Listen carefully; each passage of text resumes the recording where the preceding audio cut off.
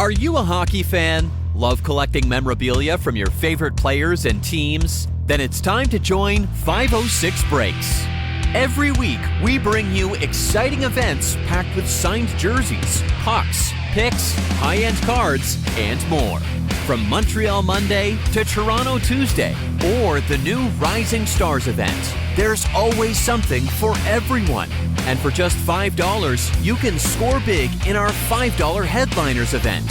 Feeling lucky? Don't miss our fan favorite, Sunday Fun Day, every Sunday evening. All of this run by the man behind the magic, Stu, the place to be for hockey collectors. Join the 506 Breaks community today, where every event is a winning shot.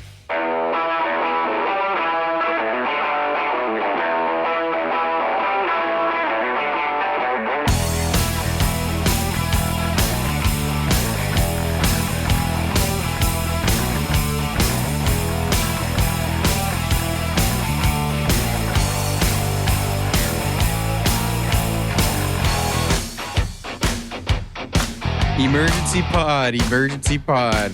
Rasmus Andersson was traded. Just kidding. We were going to do this anyway, and he just happened to be traded before.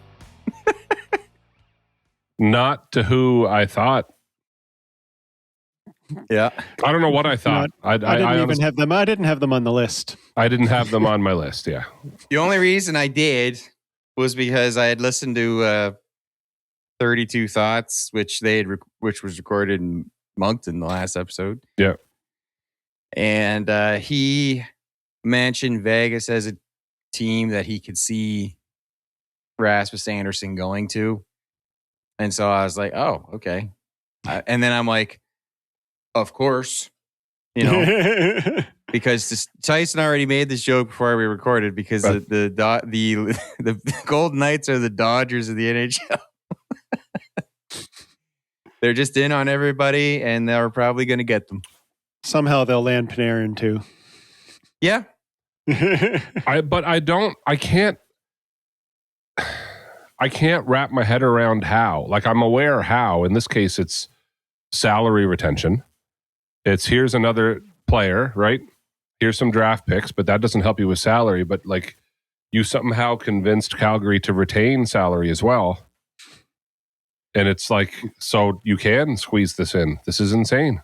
And the salary, I could see the salary retention thing that has a different weight to it now. I think with the cap going up all the time.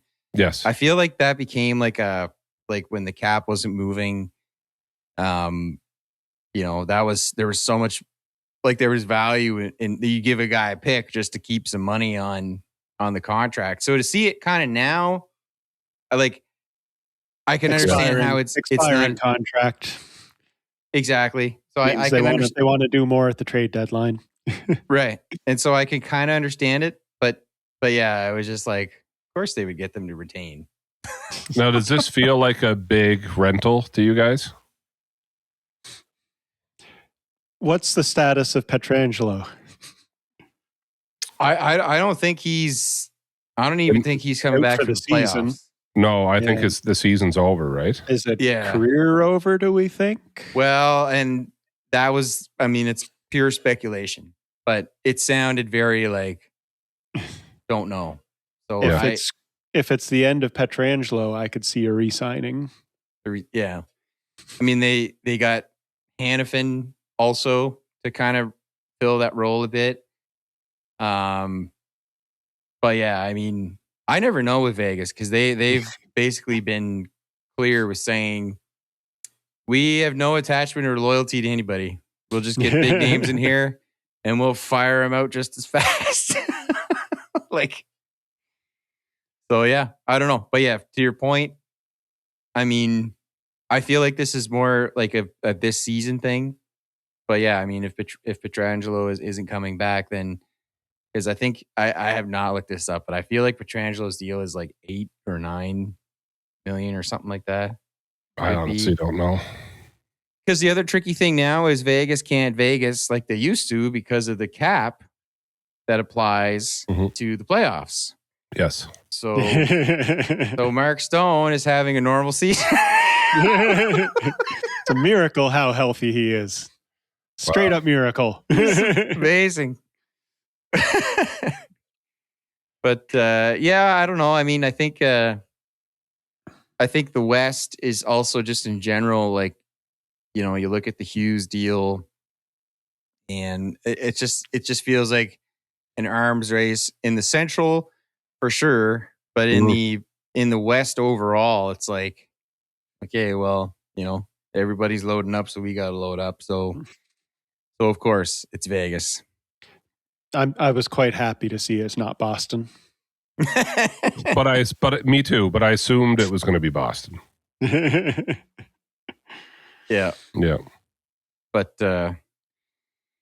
yeah. So yeah, it's good work by Vegas again. They don't miss too often on this stuff. So I just don't know how they're doing it.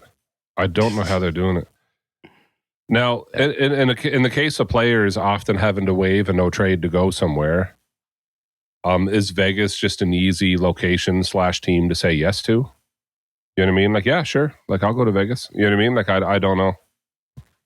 I think so. They've had no problem whether, I mean, trades are one thing, but like in free agency, they've had no problem attracting, you know, people to sign there. Obviously, more recent example that you guys would know of. But I'm wondering if there's a deterrent, like even, I'm wondering how much this goes on. Like, I'd like to actually talk to some guys, but I wonder how often, and I mean, they wouldn't maybe necessarily tell you, but how often location or something has a lot to do with like, yeah, guys, I'm not going to Winnipeg. Well, the West is always quite often. Yeah, and the West has always had that disadvantage to the East because the teams are so spread out. Yeah. Like Colorado always has that problem where they've got Minnesota's not too far, a couple hour flight. Now they've got Utah, which is like the next state over, is not too bad. Dallas, not too bad. The Golden Knights. But like all the rest of the league is a long flight through a few time zones. And you know, and when you're in the Eastern Conference, you're largely traveling even to play other teams within the same time zone, maybe one further apart. So yeah, I think that's it's always, I always feel like the East, I've heard players comment that some of them weren't expecting like the amount of fatigue from the amount of time you're spent traveling in the West. So it's always been a harder thing. I get that. And then there's just an aspect too of like, I wonder how many of them, like, I don't want to live there. Whether it even be like for winters, like if you literally, like the Vegas-Toronto game the other night, you didn't even realize how pale the Toronto players looked until Mitch walked in with his sunglasses on and a bit of a tan. And you're like, oh. Yeah, that's true. Wow. Yeah. Because they're, you know what I mean? Like, you have to go away to these other locations, but I mean, it's you can literally have a hockey team in Miami, or you can be like that was quite the snowstorm Toronto had the other night. You know what I mean? Yeah. So, that's what some of the players in Florida has said too. Like even when you're not feeling good, you're banged up or whatever, you wake up in the morning, you walk out in the sunlight, all of a sudden you feel 75% better. Yeah. I bet. Yeah, makes sense. The one that always stands out to me that, and I know it's not they're not in the West, but like when Johnny Gaudreau signed with Columbus, that was like the biggest, like that was such a shock.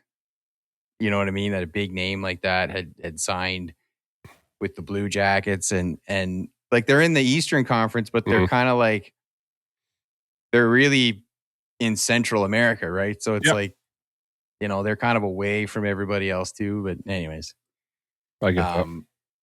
Speaking of Marner, what did you guys make of the big game against the Leafs, Vegas Leafs? Well, I can tell you what Matthews made of it. He didn't want to talk about it anymore. I saw he was pretty serious in the interview. I also saw too when they were leaving the ice for warm up. I think they were the last two. Matthews and Marner were the last two off, and Marner kind of, I don't know what the intent was, but he sort of passes a puck to him. I know what the intent is. As someone who's watched probably 100 warm-ups with those two together. Okay. Yeah. The routine always was those two are one of the last off the ice, and Marner always passes the puck to Matthews before they left the ice. But would Matthews pick up the pass?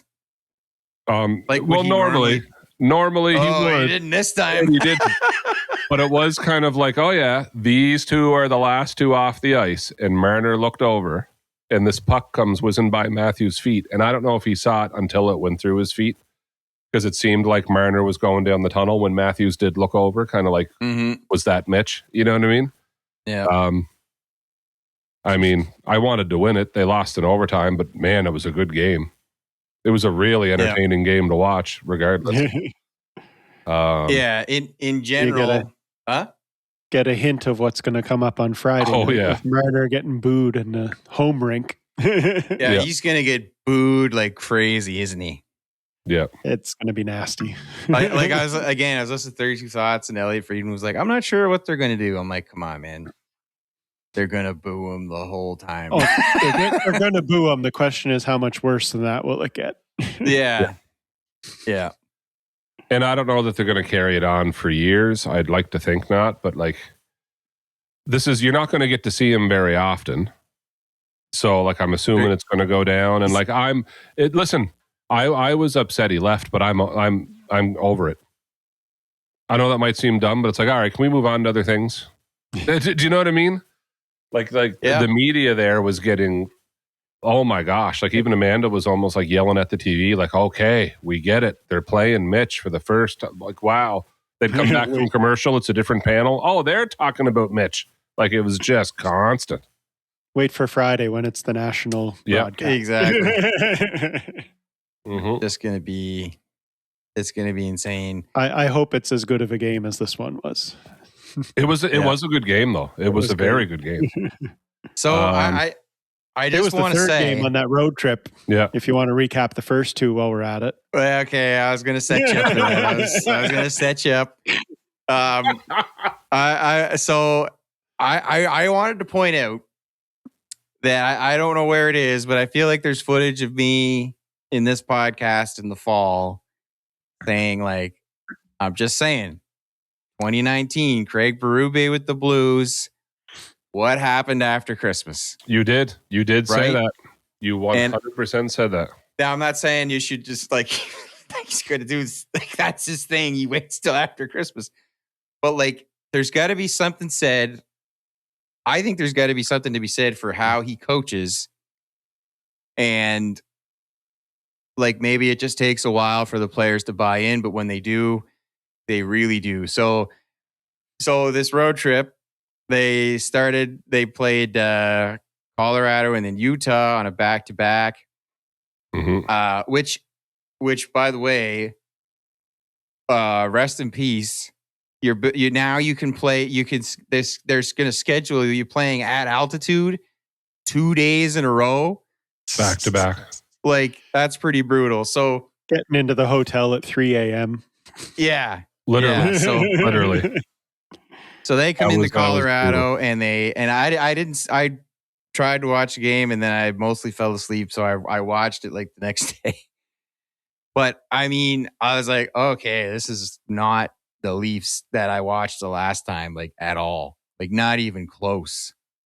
You know, like they were what stood out to me was the cycle in the offensive zone. Like I was like, where did this come from? This was not happening before. And the other thing is, I think Berube has coached against the Avs for a long time, and he knows that when you're a man-to-man type of defense and you're trying to defend that, you can lose coverage and break down coverage, like trying to defend a cycle like that, because it's just constant. Like the guys got to chase your man all around. You got to chase him around, and they don't stop hand off coverage. Yeah, so I was like, oh, okay, like this is looking more like what I would expect a Craig Berube team to play like. And they were bought in. Like they looked like they knew what they needed to do. They looked like everybody was in the right place. They knew where they were supposed to go. And And if you don't mind me saying, the first 10 minutes, well, actually 12 minutes, Colorado was all over them. Yeah, they were. It was like one of those weird, like, okay, they don't look like they weren't ready. Like, it looks like they maybe saw a video of how the Avs played, but when the game started, they were like, oh, okay. Well, that's what I was going to say. Once they settled in, they settled in. Yeah, and it was a very two-way competitive game the rest of the way. After that, yeah. So I think there's two things there. I think Toronto has really identified a way that it wants to play, and they can give teams a real hard time if they want to stick to it. I think Colorado's reeling a bit from losing Taves and Landeskog, so they're facing kind of the first adversity of the season, which I'm like, yes, now, January, pre-Olympic break, let's have a rough time. Sounds good to me. No problem. If you're going to do it, now's the time to do it. Now's the time to do it. Let's figure it out. Let's figure out what we are without key players. Let's just see what these games look like. We'll go into the break. Hopefully everyone will come back rested, healthy, and then now you're going to ramp up the peaking going into the playoffs. So I was kind of like, you're going to do it. Now's the time. So you're still confident in the number of losses that you guessed last week? Oh, yeah. I think we're going to get there probably like, I don't know. I'd say pre-Olympic break. I don't think they're going to go back. I don't think they're going to fit a 10-game win streak in there again. But I mean, they still got a point. You know what I mean? If they were going to lose at home for the first time, they lost it in overtime. Still got a point. They didn't lose in regulation. Right. The way I look at it with them is like their process and their commitment to the process puts them in the game just about every night. So like, you know what I mean? Like it's for the most part a close game. That 7-3 loss to Nashville was like, that's the first time their wheels have fallen off in a game all season. So, so I'm like, yeah, okay, we're going to get a couple of these, I think now here in the next month or so. But yeah, no, I thought Toronto looked like a completely different team. They look bought in. They look ready to go. And yeah, I mean, you go into Utah, the game after that, back to back. I mean, I think Salt Lake City is only like, it's barely below Denver in elevation. It's almost the same. Well, that's what I got chirped a little bit at work or whatever, but I kind of bought into the like guys, like jokes aside, you just want to chirp because like the wheels fell off. I think it's pure exhaustion. They got in late. I guess they had some travel delays. They played in Colorado the night before. Nobody could believe that was the big national news. Like, holy crap, Toronto's who upset Colorado at home. Like they finally have a home loss. And even then there was glimpses of they look tired. Yeah. And then in the first period against Utah, I said, my wife was watching the game with me. I said, this is pure exhaustion is what you're witnessing right now. They look so tired. Yeah. Yeah, they were not pulling him, Gary, for anything. Absolutely not. Wall had played the night before. That was not happening. You know what I mean? And it was pure exhaustion. Now, like I don't know if they would have beat them at home anyway. You know what I mean? Like it might have been a good game, but it was pure exhaustion. Like I just think a back-to-back at altitude is mean. That's brutal. You got me curious now. I'm wondering how many teams, especially the Eastern teams, do their Western trip and hit Colorado and then Utah back-to-back like that. And how much of Utah's record is just winning these back-to-back games at altitude. Yeah, I wonder, but I don't know. I mean, I can understand if you're a scheduler, you're on paper, right? It's basically like you can get in a trebuchet and it'll launch you to Utah, right? They're right next to each other, like they're quite close. Yeah. So I understand that logistically, but like it's 2 games. Like that's also pretty brutal. And in this compressed season this year, it would make sense to do a back-to-back there. Right. Yeah, but that was pretty brutal. Yeah. So I had the same thought. I thought like, oh boy, that's a tough, like, now this is the thing the team's got to deal with, right? Mm-hmm. So you mentioned the Bourque and St. Louis and the big run to the playoffs and whatnot. So Toronto, 4-game road trip, do okay. They come out of it with 5 points in 4 games. Yeah, 5 out of 8. And they have fallen a place in the standings from when we talked last week. See? Here they go. Now, this is what I have. I prepared tonight, guys. I never prepare for anything. Toronto, if I tell you that they went 7-1-2 in their last 10, that's about all you can do coming into the second half of the season to try to get in a playoff spot, right? If you could do that every 10 games. Here's the problem. They're still out of the playoffs, aren't they? They've gone 7-1-2. Buffalo has gone 7-2-1. Boston has gone 8-1-1. Montreal has gone 6-3-1. The Red Wings have also gone 7-2-1. Good luck. Like, I don't understand. And at some point, they're all going to play each other again, and you have to win those, right? You have to. But like, I mean, treading water besides those games. Yeah. Florida, by the way, honorable mention here, but they went 5-4-1, and Ottawa went 4-5-1. Yeah, Ottawa's, but Florida, I don't know. There's lots of time left, but this is, I mean, there is a world here where if Florida doesn't have some magical turnaround here soon, because the East is so tight, the back-to-back champs might not even be in the playoffs with the same players. Like that. That's a wild thought. It's crazy. Wouldn't, I didn't have that on my bingo card for the year, to be honest. No. I just didn't. So I think I had them in the final. Yeah. And they might not even be in. You know what I mean? The one other note from the road trip would be Nylander injuring himself in a celly. Yeah. Well, Berube did say it was like a re-aggravation, right? Re-aggravated, yeah. And they said something about, I can't remember who said it, but like he was skating kind of sideways because they were all kind of in to congratulate him on the goal.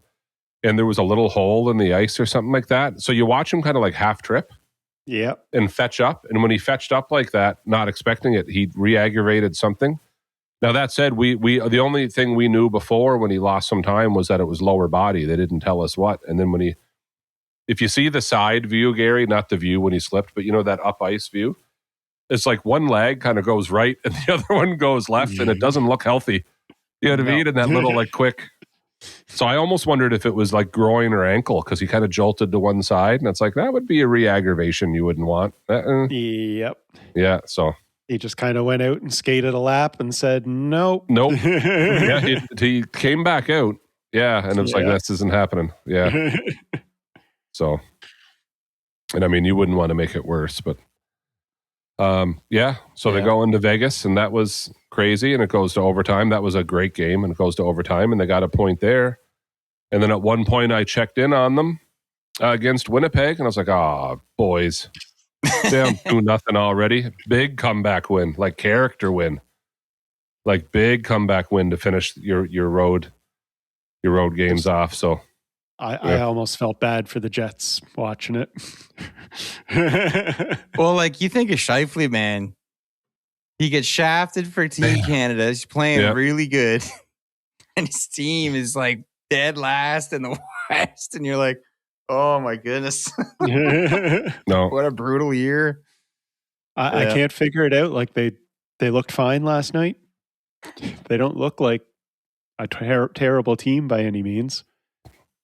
No, I don't find either, Gary. I watched one the other night. Well, scoring doesn't come easy, but no, it doesn't seem to. But it's one of those seasons where it's like you even go to overtime, but you still lose it. Like you're losing these 1-goal games. Like it's just a win's a win, right? At the end of the they got Hellebuck back. Mm-hmm. You think the problem was Hellebuck's injured? You get him back, and it's just not. Yeah, you get a game where you have 4 goals. And like someone once told me when we were counting goals, is like, listen, a goal's a goal. At the end of like records are records and points are points. Like at the end of the season, if a player, like if a team has 70 points totaled, you don't start nitpicking. Yeah, but they were all 1-goal wins. You know what I mean? Like they could have points are points, and they're in, right? And if you didn't get those, you're out. And that seems to be Winnipeg season. Like it's very, yeah. It's an odd one because I was curious, like you mentioned, they're not scoring as much, and I just wanted to see my apology, they're not dead last. That goes to the Canucks, who are I think, kind of firmly and in their honor. Yeah, Gary too. We did not know, by the way, we were both going to be sporting Vancouver jerseys. Really funny. Yeah. But on the season, the Jets have 144 goals for, and of all the teams that are outside the playoffs, they're second to only the Ducks, who have 158, and the Ducks are tied with San Jose for a wild card spot, but yet Winnipeg is in 9th. And they only have 148 goals against, which is like less than a lot of other teams in the West. So they're a -4 differential overall on the season. So I think they've lost a lot of games and won a lot of games by like 1 goal. Yeah. So, and that's what I'm saying. Hard team to explain. Yeah, exactly. Very strange. Yeah. So, anyways, yeah, that's an interesting one. So I listened to the Jets Leafs overtime. I had to listen to it like through my phone in the car. White knuckling it back from Moncton because I went to the Hockey Day in Canada festivities, as I know you guys partaked as well. Any thoughts? I know why Gary's got a BX jersey. Yeah. First I went down Friday to the alumni game, and we had like the second row up behind the players bench. So Bieksa was just like sitting right in front of us, walking by us the whole time while we were at that. So I thought, oh man, I got that close to him. Thought that's as close as I was going to get to him. Yeah. And then on Saturday when we're there, they had like the thing set up where you could go and record yourself doing the play-by-play on something. Yep. So we're just kind of standing in line around that.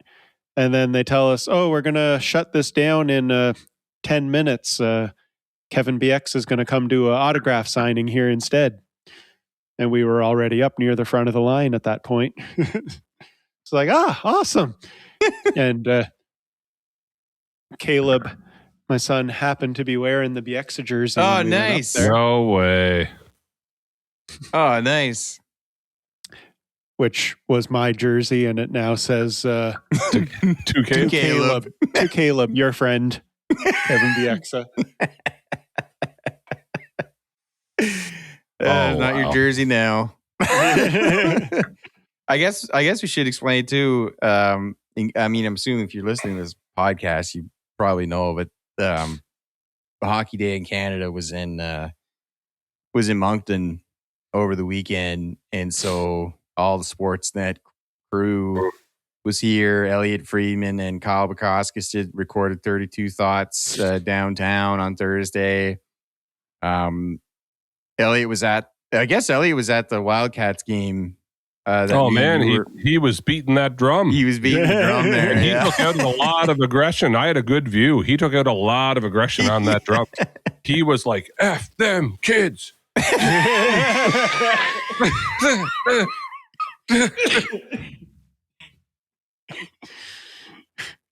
Oh, man. You should have went down with the sign of the meme.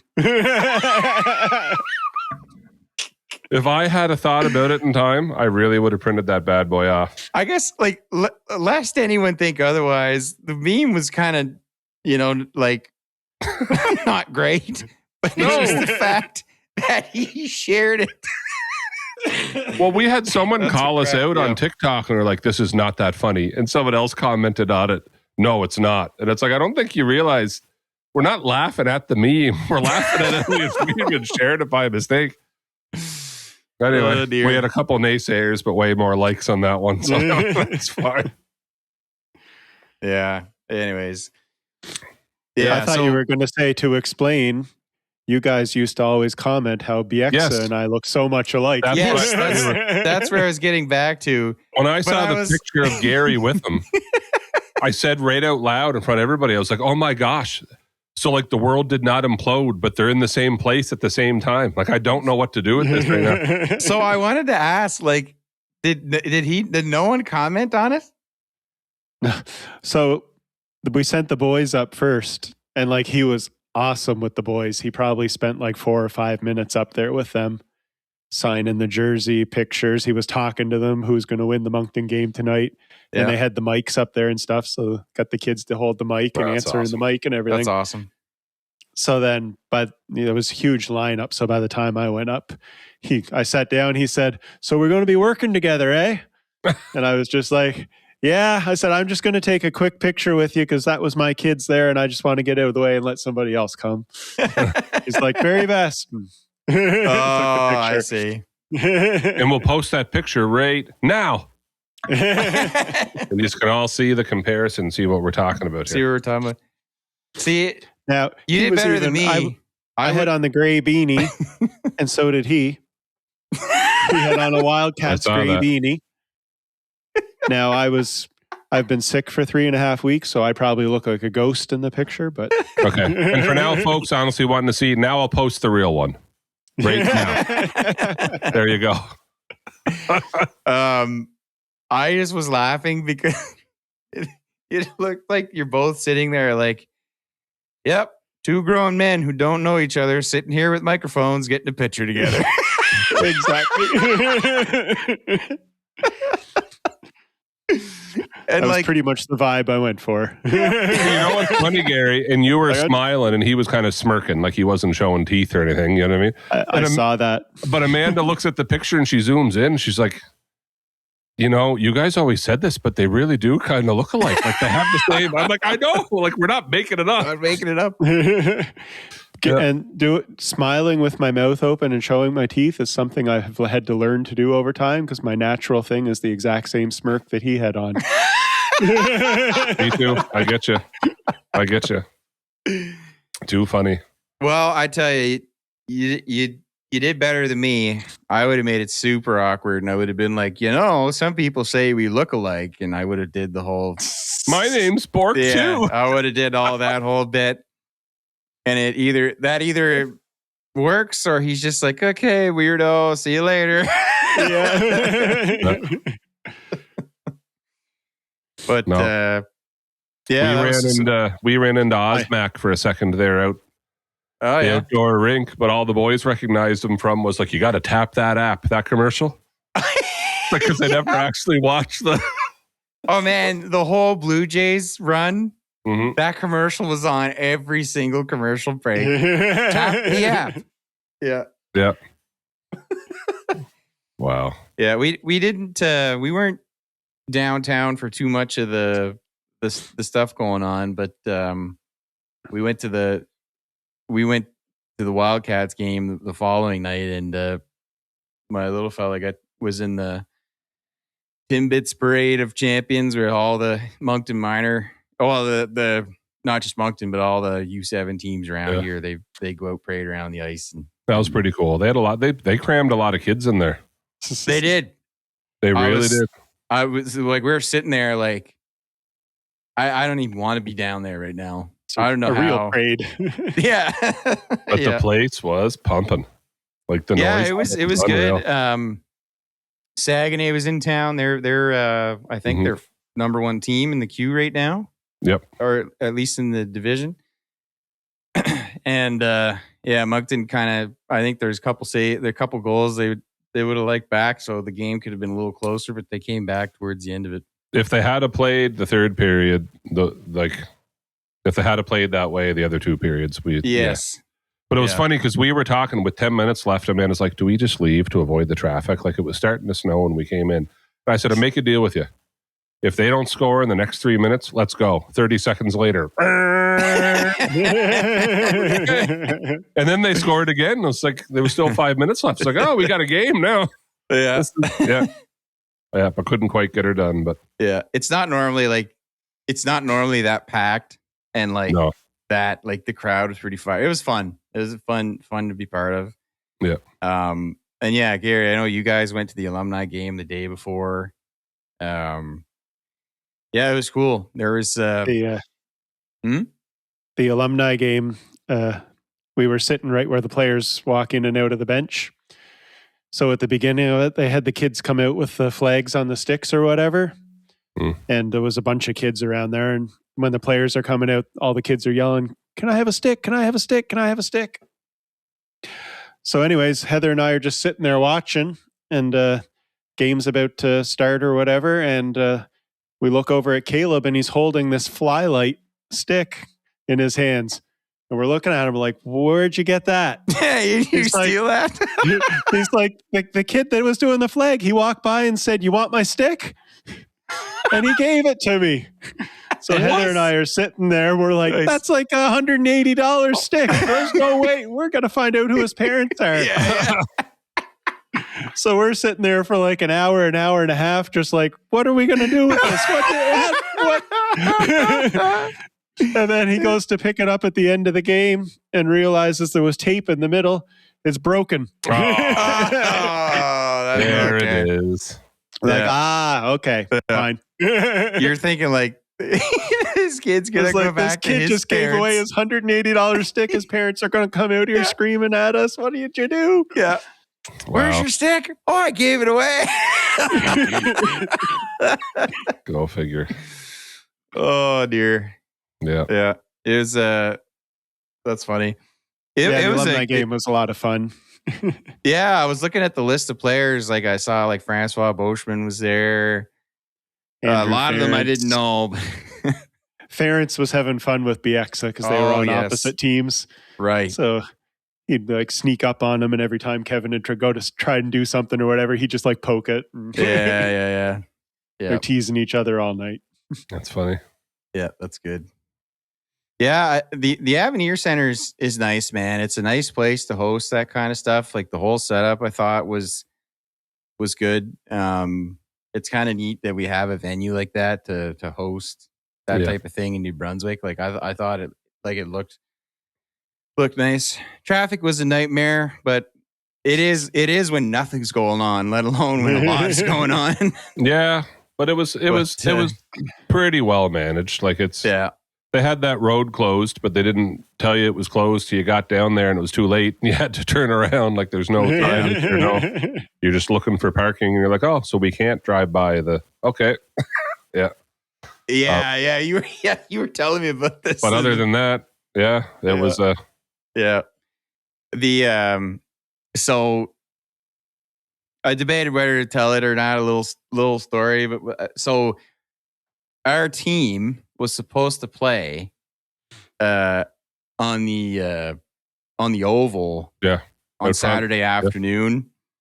The parent who organizes the events for our team, which like now this is my first season in hockey, I'm like, wow, I don't know why anyone volunteers for this job.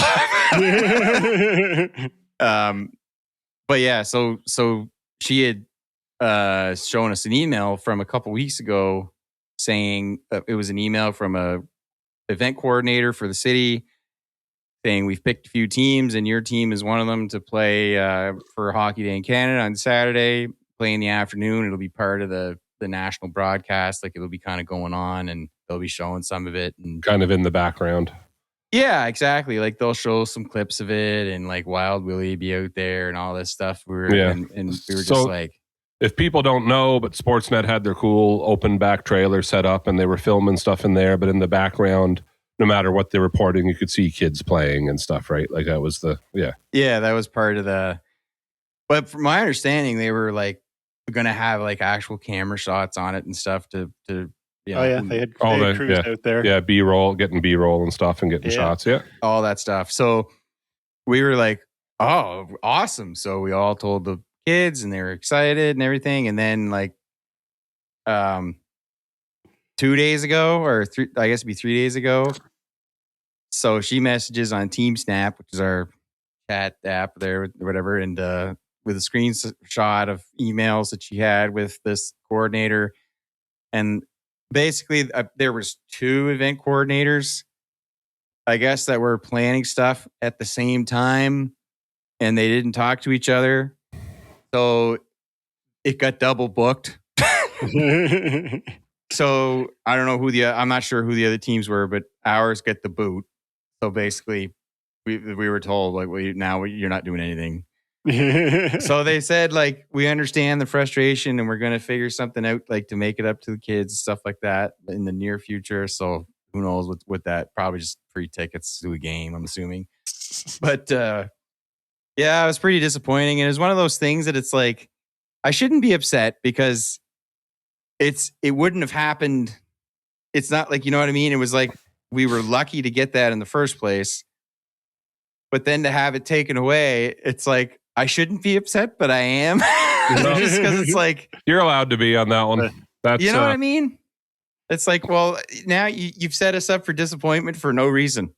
You know? But there's a big difference between disappointing an adult. Like, let's say, like if I found $200 today on the ground outside the grocery store, but I did the right thing turning it in, you know what I mean? And then it goes all day. And then they call you back at the end of the day. So like, oh, thank you very much. Someone did come back and say they lost $200. You're like, oh, well, why I turned it in, but it was found money and it wasn't mine anyway. But I thought when the whole day went by, I assumed it was mine. You told a bunch of kids they were going to play hockey on TV. Yeah, exactly. It's a big difference. Yeah. Yeah. Okay. Well, okay. Well, it's good. I'm glad because I was pretty upset. You should be upset, and like I wouldn't want to organize one of those either. That would be quite. and I can't imagine. And that's it, right? Like I'm like, listen, this is probably insane. You know, like I'm sure you've got city planners, you've got Sportsnet producers. They're trying to figure this out. They're trying to jam stuff together. I'm sure it's a nightmare. You know, but it was just more that I was disappointed. Like, I understand all of that. I do. But I was still, like, disappointed for the kids' behalf. And it's like, we just built it up for no reason. Yep. You know, we would have been fine if nothing had happened. So we were down there at the Oval before, like, when things were just getting started. And at first, it was just like a free shinny thing going on. Mm-hmm. And my boys were upset that we didn't bring their skates and sticks. Yeah, they probably could have played, eh? Oh yeah. There was like quite a few kids out there just playing shinny on it. Yeah. They just had like an orange puck so that nobody would get hit with pucks. But oh, yes. But they were just out there, whatever. And then they started the opening ceremonies or whatever for the thing. And then they told the kids, okay, guys, you guys are free to keep playing until 1:00. So they're like, awesome. And then there was this group of kids that all had matching hoodies or something on the side. And when that guy said that, they all started throwing their arms up like, what? So apparently they must have been booked to do something at 12:00. So they're getting all upset. No. And then like some of the kids that are out playing shinny start picking up on it. So half of them start to leave just to like free up the ice. But the other half have no idea what's going on. So they're just still out there playing. Yeah, what a nightmare. Wow. I think and then they didn't start the Timbits games till 1:00. But at the same time, like they had the camera guy going around collecting B-roll and stuff the whole time they were playing shinny and everything. Yeah. So I heard your story. I was like, oh, well, they could have just moved Jay's game to 12:00. and that's where I'm like, the game was going to be what, 20 minutes? Yeah.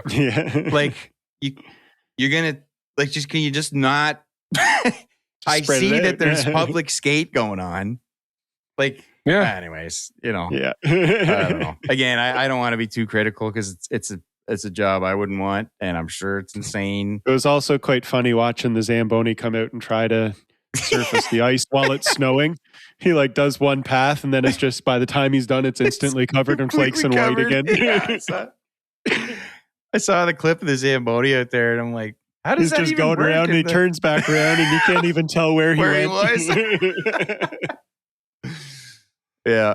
Oh, anyways, yeah. Yeah. All that said, it's a cool venue that they have that outside and you can like skate right outside the rink and stuff. But anyways, yeah. You know. So we weren't even around for that. He wanted to go skateboarding, so we went skateboarding. So we didn't even go down. Very best. Yeah. Anyways. But yeah. Good time. Good time. It was a good time. I think it's cool that stuff happens in New Brunswick. You know, Kraft Hockeyville's been here in the past too and stuff. And you know, we got to advocate for something. So it's cool that stuff at least happens the odd time out here. Yep. Agreed. Yeah. Yep. Agreed. And Anyways, a little boys. shout out. I think I heard that in the alumni game, 4 or 5 of the players that were playing currently play in the Beauséjour Senior League. Oh, yeah. Okay. I might be going to, there's a game coming up. I think it's like next Thursday. It's Miramichi and Bucktouche. And there's a guy I was talking to here about we're going out to see it. Brace yourself. It seems like a great time. Like everybody's like having a good time, but pretty wild. It's pretty. Are you familiar with Summer Teeth? Summer over here and summer over there. Summer Teeth. That's that league. Go watch the Danbury Thrashers documentary. Yeah, exactly. In the mood. Yeah. It's funny. A guy at work, he comes in the other day and he just knows I like hockey. He's like, do you know anything about this?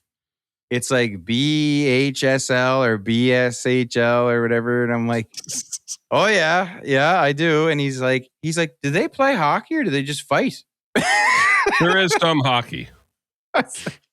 Yeah. Yeah. I pretty much said, I'm like, it's pretty much a fight. Sometimes a hockey game breaks out. You know what I mean? Mm-hmm. But anyways, that's just like the reach of those videos is getting around. Like people are starting to see it, right? Yeah, 100%.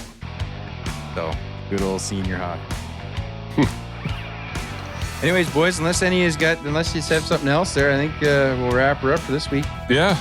No, sounds good to me. Everybody remember to keep their stick on the ice. Yep.